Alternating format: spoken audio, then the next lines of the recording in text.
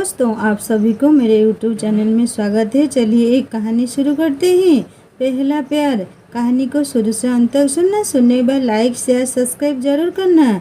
रहमतपुर गांव में रोहन नाम का एक लड़का रहता था। वह 10वीं कक्षा में पढ़ता था। उसके पिता दूध बेचने का काम करते थे। रोहन भी समय निकालकर अपने पापा के काम में हाथ बटाता था, जैसे गांव भैंस को नहलाना, चारा डालना और दूध निकालना आदि।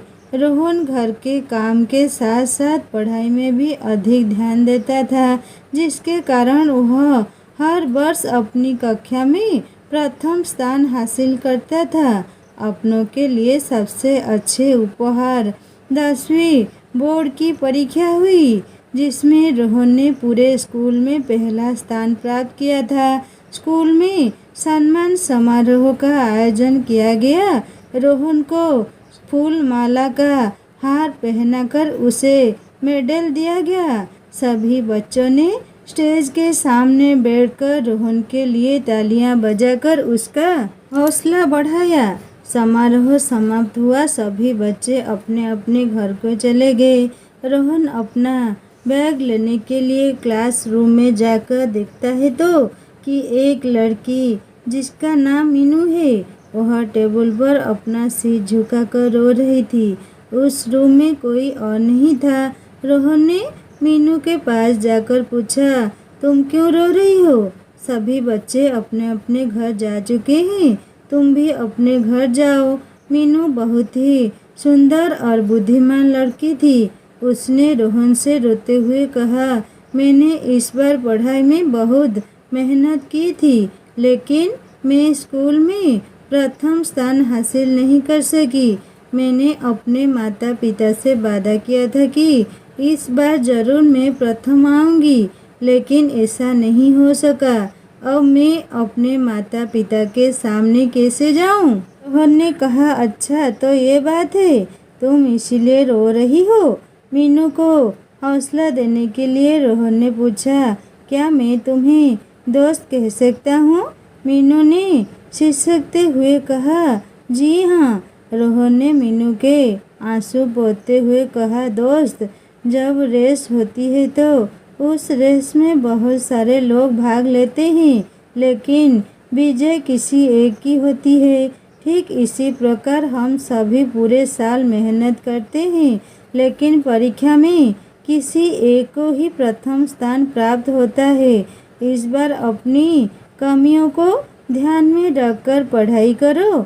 मुझे पूरा विश्वास है कि तुम प्रथम स्थान जरूर प्राप्त करोगी। रोहन की बातें सुनकर मीनू के अंदर एक नई चेतना सी जग गई। वह दोनों हाथों से रोहन को पकड़कर उसके गले लगकर तेज रोने लगी। रोहन ने भी अपने दोनों हाथों से मीनू को पकड़कर गले से लगा लिया। इस तरह से दोनों कुछ मिनट तक एक दूसरे के गले लगे रहे। रोहन ने फिर से उसकी आंखों का आंसू पोंछते हुए कहा, चले अब घर। मीनू ने हल्की सी मुस्कान और इशारे से हाँ किया। रोहन उसके चेहरे को देख उसके अंदर मीनू के लिए प्यार उमड़ पड़ा। रोहन मीनू को उसके घर पर छोड़कर अपने घर को चला गया। घर जाकर रोहन और मीनू पूरी रात सो नहीं सके। दोनों के सामने एक दूसरे के चेहरे ही दिख रहे थे, अपनों के लिए सबसे अच्छे उपहार। इस तरह से अब दोनों के बीच बेपनाह प्यार दिन प्रतिदिन बढ़ता जा रहा था। दोनों एक साथ रहने लगे थे। रोहन पढ़ाई में मीनू की मदद भी करता था। अब दोनों की स्कूल की पढ़ाई पूरी हो गई। मीनू अमीर घर से थी।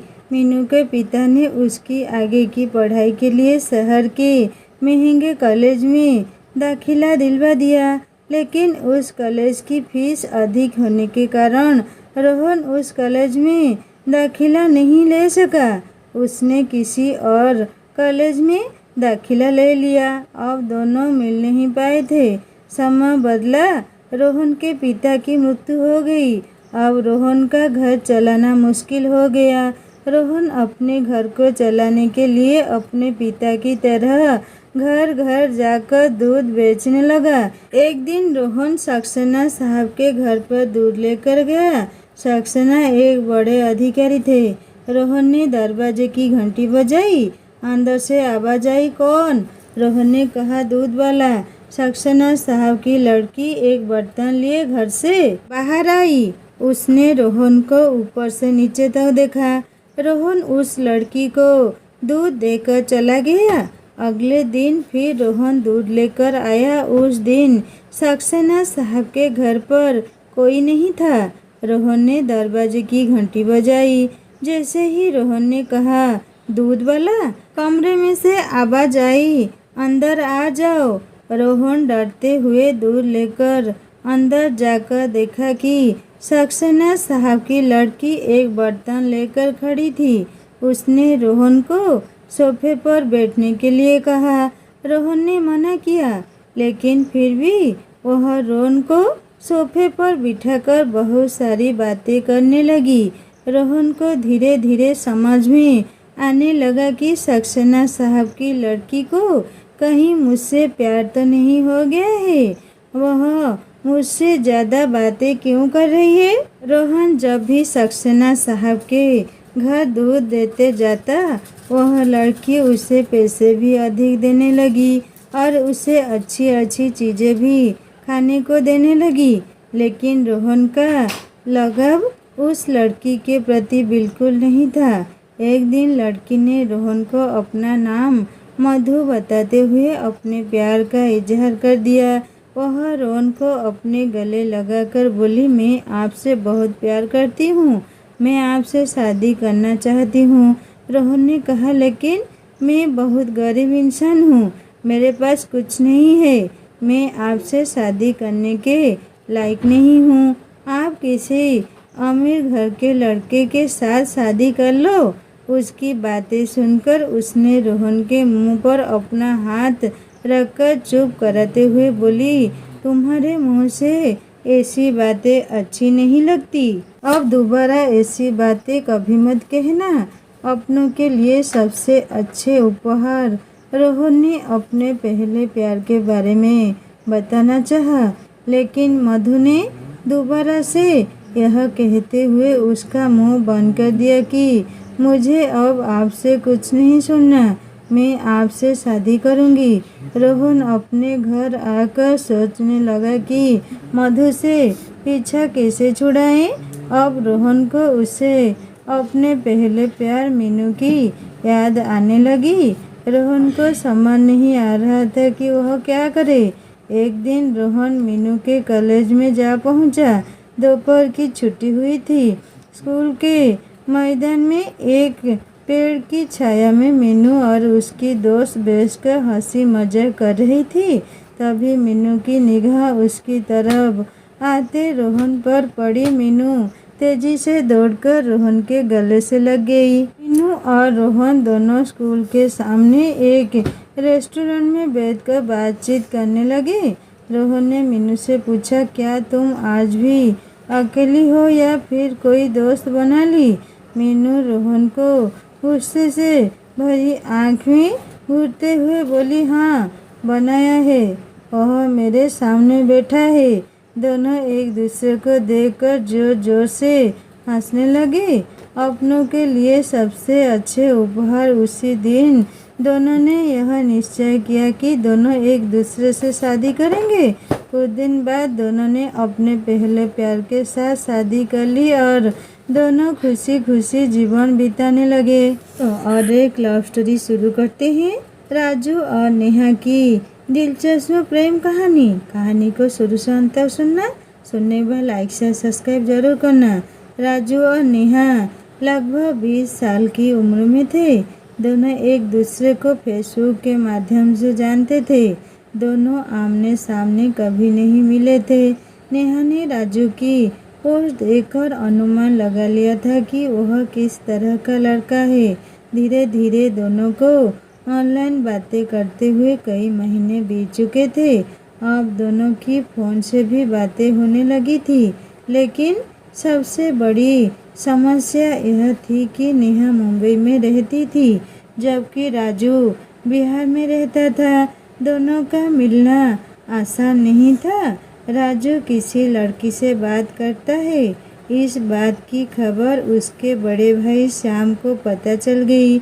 एक दिन श्याम ने राजू को अपने पास बिठाकर खूब समझाया कि इस तरह के रिश्ते में अक्सर धोखा मिलता है, इसीलिए तुम किसी ऐसी लड़की के चक्कर में मत फंसो जिससे तुम्हारी जिंदगी बर्बाद हो जाए।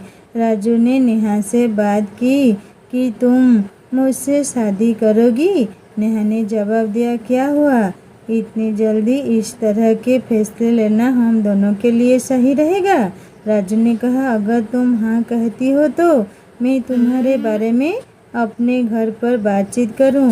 नेहा ने जब अपने घर में शादी की बात की तो उसके घर के लोग इस शादी के लिए तैयार नहीं हुए क्योंकि यह रिश्ता दूर का था। लेकिन नेहा ने राजू को यह बात नहीं बताई कि दूर के कारण उसके घर वाले यह रिश्ता मानने को तैयार नहीं हो रहे हैं, जबकि राजू ने अपने घर के सभी लोगों को इस शादी के लिए हाँ करवा लिया था। एक दिन बातों बातों में नेहा ने राजू से कहा, मेरे घर वाले दूर के कारण शादी करने के लिए तैयार नहीं हो रहे हैं। नेहा की बातों को सुनकर राजू को जोर का धक्का लगा, जिसके कारण राजू ने नेहा से बात करना छोड़ दिया। राजू ने रेलवे की नौकरी के लिए फॉर्म डाला था, जिसकी परीक्षा के लिए उसे प्रवेश पत्र मिला। राजू सब कुछ भूलकर परीक्षा की तैयारी में जुट गया। राजू की परीक्षा अच्छे से हुई। राजू को विश्वास था कि उसका चयन जरूर होगा। कुछ महीनों बाद राजू को नौकरी के लिए बुलवा पत्र आया।